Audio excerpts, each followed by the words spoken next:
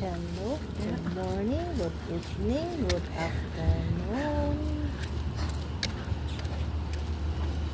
So guys, ang ganda ng panahon ngayon.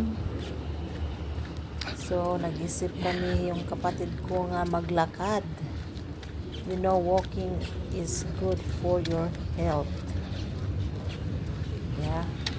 Kababa sa blood pressure. Kasi may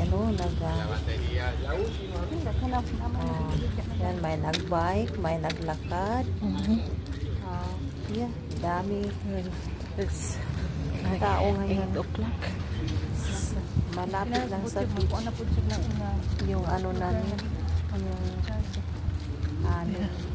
See how pretty? kasi maganda ang It's pretty.